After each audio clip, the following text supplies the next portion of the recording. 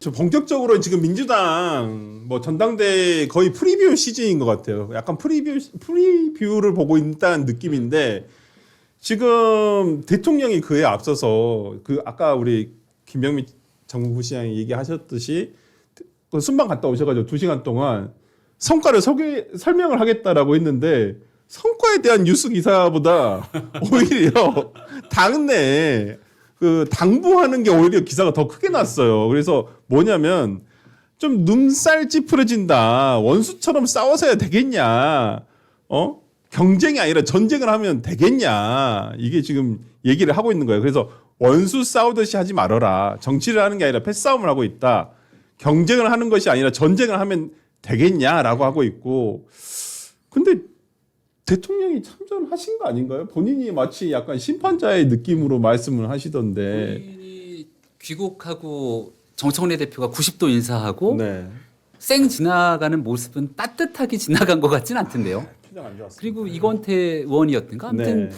이재명 대통령 가까운 의원이 하는 말이 대통령은 원래 90도 인사하는 거 굉장히 좋아하지 않는다. 네. 이렇게 해설까지 순수 해주시는 모습을 네. 보면서 이재명 대통령과 정청래 대표 간의 관계가 아주 뭐 좋지 않다는 건 이미 다 알려진 사실이잖아요. 그렇죠. 근데 그 정도에서 만약에 대통령이 전쟁하듯이 싸우지 않으려면 가장 가까이 있는 저 김민석 총리 네. 당권 경쟁에 대해서 뭔가 언급을 하거나 그러니까. 아니면 정청래 대표를 따로 불러서 청와대에서 밥 한 끼 식사하면서 네. 충분하게 대화하고 소통하는 장면을 연출하든가 이제 그런 것도 없이 유체이탈 합법하듯이 얘기를 하다 보니까 아 이제는 거의 갈 때까지 갔구나. 네. 전당대회에서 누군가 한 명 끝을 보지 않으면 이 싸움은 끝나지 않는다 이렇게 보는 게 객관적인 평론인 것 같은데요. 네, 맞아요. 네. 이제 로마하고 카르타고 싸움이에요. 이거 아. 끝나면 땅에 풀 한 폭이 안 나게 거기 소금 다 묻을 거고요. 아, 진짜? 예. 그래서 어떤 분들이 저한테 계속 정청래 대표가 출마를 못할 거다. 네. 압박이 너무 세서 아니에요. 정청래 대표는 여기서 출마 못하면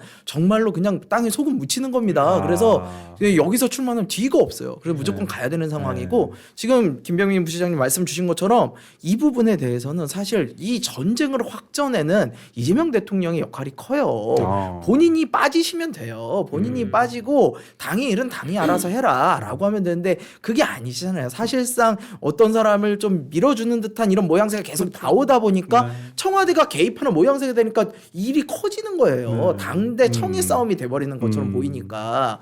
그래서 그런 부분에 있어서는 정말로 이게 전쟁을 하지 말라는 건지 아니면 그냥 무릎 꿇고 항복해라고 말하는 건지 받아들이는 사람은 좀 다르게 받아들일 것 같다. 우리 강 변호사님한테 이거 여쭤볼게요. 지금 청와대 지금 2기 수석을 지금 청와대 2기를 지금 뭐 참모진을 개편했는데 그 중에 가장 눈에 지금 뉴스가 되고 눈에 띄는 사람이 네. 신임 민정수석이에요. 네. 한찬식 김앤장 변호사가 임명이 됐는데 이분의 어떤 과거 이력이나 어떤 또 최병렬 전 그 한나라당 대표의 조카다, 사위. 조카 사이다라는 네. 얘기가 있고 여러 이력, 특히나 문재인 정부 인사들에 대한 수사를 하다가 좌천된 사람이거든요. 네. 그런 사람을 이거 분명히 다 알았을 거잖아요.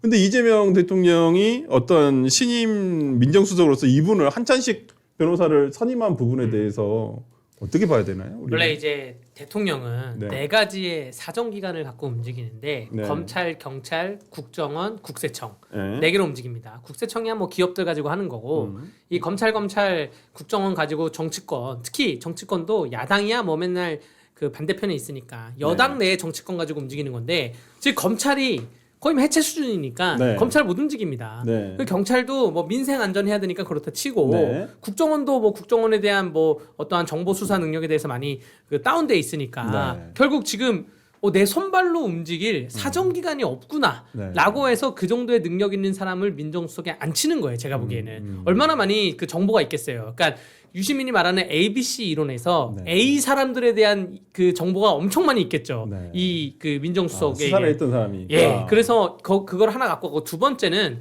정청래가 대통령이 귀국했을 때 90도로 인사하고 나서 그리고 나서 또 바로 SNS에 올린 게 보안수사권 폐지입니다. 네. 보안수사권은 폐지하겠다. 네. 여기에 대해서 대통령하고 정성호 법무부 장관은 아직 시기상조다. 천천히 네. 가라. 수위 조절해라. 네. 정청래가 근데 이 문제에서 대놓고 가고 있으니까 네. 보안수사권 폐지를 반대하는 사람이 이 검찰 출신입니다. 네. 그래서 이 문제에 대해서 해결해라. 네. 뭐 검수 원복까지는 아니겠지만 네. 보안수사권 폐지는 정청래 입을 좀 닫게 해라. 네. 라는 의미에서 갖고 온 거고요. 대통령이 뭐 싸우지 마라 한 얘기는 지금 김민석 정청래 플러스에서 민주당이 어디에도 안 통하는 게 이거는 이해찬 전 총리 정도가 돼야 통하는 말이에요. 아. 그 지금 대통령이 정청래나 김민석보다 나이가 한참 많은 것도 아니고 그렇죠. 정치 경력을 봤을 때도 한참 많은 것도 아닌데 네. 마치 선생님이 애들한테 말하는 것처럼 야 네. 싸우지 말고 사이좋게 지내. 이거 안 통하는 거죠. 아. 그런 브리핑에서 이러한 질문들을 기자들이 했을 때는 네. 아이 또 당무 개입 얘기 나올까봐 저는 말을 안 하겠습니다라고 이런 식으로 얘기를 했어야지.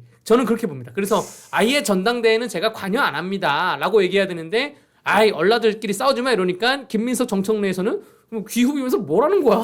네. 뭐 물론 지금 현직 대통령이지만 나보다 정치 경력이 많은 것도 아니고 우리 운동권 선배도 아니고 네. 그래서 이 대통령의 이러한 명심보관 같은 교훈 이런 교훈은 통하지 않는다라는 말씀드리겠습니다. 아니 그래서 지금 조국 혁신당에서는 굉장히 부적절한 인사다라고 지금 논평을 냈고 그 딴지일보 반응이 있는데 그 한번 좀 띄워주시면 그 이재명 TV 구독 취소하고 왔다. 그 구독 취소하는 것으로라도 국민들이 자시하지 않고 있고 많이 화가 나 있다는 걸 어필하고 싶다.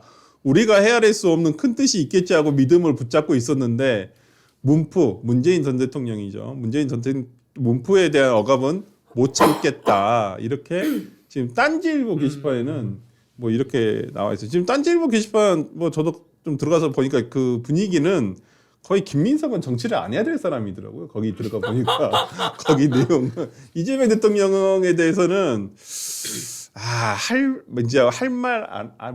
말은 많지만 말하지 않겠다. 뭐 이런 약간 뉘앙스예요. 네. 뉘앙스가 약간 좀 그런 거 아닌가라는 생각이 좀 들고요. 2022년 대선 때 네, 그때 이재명 후보가 첫 대선이 나왔잖아요. 그렇죠. 네. 문재인 정부 말기였고 원래 이낙연 전 총리가 되뻔하는 과정이 있다가 그렇죠. 네. 그 대장동 사건 뉴스가 좀 늦게 보도되고 뭐 하다가 마지막에 아깝게 떨어졌죠. 네. 그때를 기억해 보면 제가 그때 뭐 대변인다고 선거 때 좀 깊게 개입돼 있었는데 네. 문 대통령을 지지했던 사람들이 도저히 이재명 후보 못 뽑겠다. 네. 그러면서 역으로 윤석열 후보를 뽑았던 있었죠. 그 흐름이 있어요. 네. 네. 근데 그때 데자뷰가 저는 요즘 전당대회에 아. 쫙 스쳐 지나가요. 느낌이 좀 비슷해요. 그러니까 뭐 우리 김성현 최고도 뭐 이제 민주당에 계셨으니까 이 분위기 누구보다도 더 잘 아실 것 같다는 느낌도 들거든요. 잘 알죠. 네, 진짜. 좀 전에 강대규 변호사님 말씀 주신 전 동의하는 부분이 커요. 사실은 네, 네. 이번 민정수석은 제가 보기엔 캐비넷을 통째로 들고 왔다. 아. 꼼짝 마라. 이들 네. 왕권은 아직 세다. 아. 정권 유한하다 해도 난 아직 살아 있다. 요거 좀 보여주려는 것 같고 네. 지금 어쨌거나 이번 전당대회는 다음번 총선을 이제 공천할 수 있는 권한이 있어요. 네. 그 총선의 공천, 즉 의원들에 대한 공천이 이루어지게 되면 그 이후로 자연스럽게 대권 후보까지 갈 수 있는 네. 그 분위기거든요. 그래서 나중에 되면은 이제 항상 그랬듯이 차기 권력자가 제일 먼저 이제 현 권력자를 치게 돼 있기 네. 때문에 그런 상황을 좀 막아보고자 하려는 게 아닌가라는 생각이 드는데 네. 지금 딴지일보 게시판뿐만이 아니라 친문 계열 분들은 이재명 대통령 차마 이재명 대통령에게 직접적인 공격은 그래도 삼가하지만 그의 이제 그가 밀고 있는 그 혹은 그 주변 사람들에 대한 공격은 너무 세요. 저는 그래서 사실 이번에 정말 정청래 대표가 그렇게 쉽게 무너질 것 같지는 않다라는 생각을 좀 하고 있고 오히려 1인 1표제나 이런 게 있기 때문에 한번 까봐야 된다. 아. 그리고 막판에 또 이쪽 뭐 문조 털레요라고 얘기는 네. 하는데 그분들이 다 나서 가지고 집중 지원을 하면 요거 해볼 만한 싸움이 될 수도 있겠다는 생각이 들면서 그렇게 될 경우에는 예전 열린우리당 사태도 볼 수 있을 것 같다라는 생각까지도 해요. 그러니까 저도 그런 예상을 좀 해보는 게 만약에 정청래 대표가 이번에 연임이 성공하게 된다면 다음 총선을 앞두고 약간 제2의 열린 우리당 상황이 나올 수도 있겠다. 네. 그러니까 대통령이 어떤 친정부 성향의 어떤 여당을 새로 급조할 수도 있겠다. 네. 라는 생각마저도 좀 들긴 들더라고요. 예, 진짜로. 예, 그래서 하여튼 뭐 그런 생각이 좀 들고 예. 정치 연합 뭐 이런 얘기가 나올 수도 있고 권력 구조 이면에 있는 얘기들 우리가 좀 약간 다룬 거잖아요. 네. 근데 어제 있었던 청와대 인사의 본질을 좀 빼놓고 넘어간 것 같아서 네. 말씀해 주시죠. 얘기한 것처럼 서로 간의 권력 간의 견제 균형을 위해서 뭔가 음모론적 시각으로 이렇게 다뤘을 수도 있는데요. 네. 사실 청와대 개편 중에 제일 넘버원으로 했었어야 되는 건 저는 정책실장 교체라고 생각하거든요. 예. 맞아요. 지금 대통령 지지율 빠지고 있는 거 네. 여러 이유도 있지만 부동산 문제랑 네. 이 민생 경제 민심을 제대로 다 챙기지 못했던 데서 온 상황이 굉장히 큽니다. 네. 지방선거 패배 첫 번째 딱 한 가지만 꼽으라 그러면 무조건 부동산이에요. 그렇죠. 근데 끝나고 나서도 대통령 기자들과의 간담회를 통해서 내가 한 정책 때 잘못된 게 없다고 얘기를 합니다. 맞아요. 정책시장 나오고 나서 전세 품귀 현상에 대해서 새로운 현상처럼 이야기를 하고 있잖아요.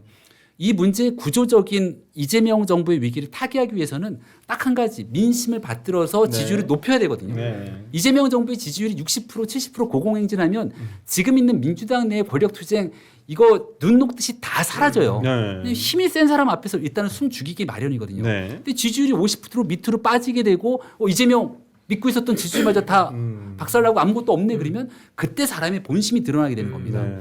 그렇게 하기 위해서라도 결국 정책실장 교체로 본질을 건드려줘야 되는데 정책실장 이런 부분들은 하나도 건드리지 않고 쫙 칼을 빼서 오히려 내부를 향한 모습들을 보여주게 된다면 이 민주당 내 갈등은 훨씬 더 본질을 풀지 못하고 심각해질 수밖에 저도 없다. 김용범 정책실장에 대한 좀 제고가 있어야 되지 않겠냐. 저는 조금 이걸 기대를 했거든요. 근데 저는 기재부 차관 출신이라는데 이렇게까지 경제를 모르는 건지 아니면 모르는 척을 하는 건지 네. 아니 정말 말이 안 되는데요. 지금 그러잖아요. 저는 고물가 고환율 이런 것들이 이 고금리 이런 것들이 성장을 위한 무조건 비용이다 이런 얘기를 했을 때 저는 너무 충격을 받았어요. 맞아요, 그럼 맞아요. 저도. 그동안의 정부들은 성장을 막기 위해서 열심히 물가를 잡았던 건가요?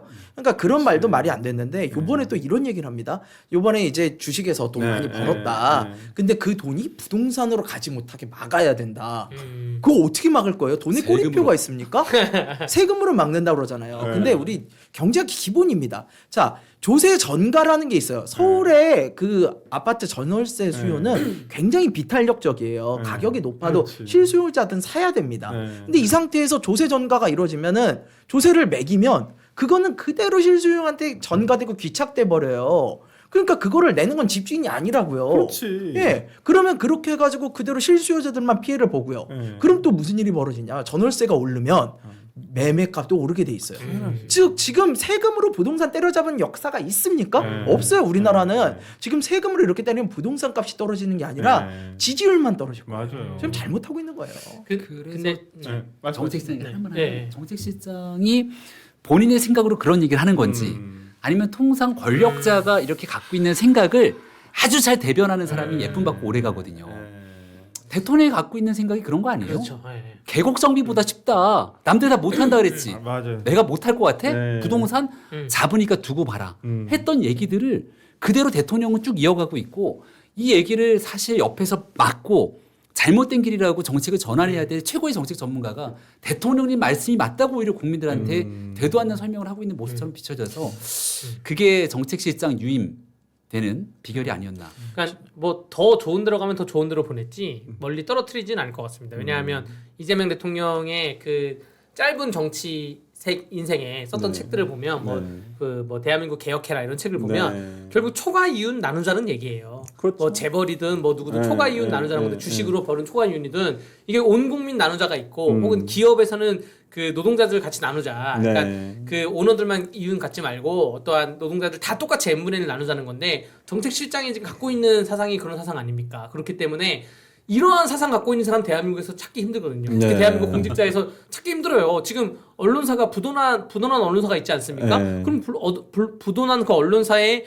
그 직원들 뭐 PD나 뭐 작가분들한테도 그 빚을 다 나눌 것이냐. 네. 이러한 생각이거든요. 네. 그 경영진이 잘못했으면 경영진만 책임지는 거고 경영을 잘해가지고 돈을 벌면 경영들이 돈을 벌고 나머지 성과금을 나눠 갖는 건데 근데 모든 걸 이 n분의 1로 나누자 이러한 생각 갖고 있는 사람이 이재명, 김용범 아니면 별로 없습니다. 없기 때문에 그렇기 때문에 정책실장은 놓기 힘들 거다. 예. 그러니까요.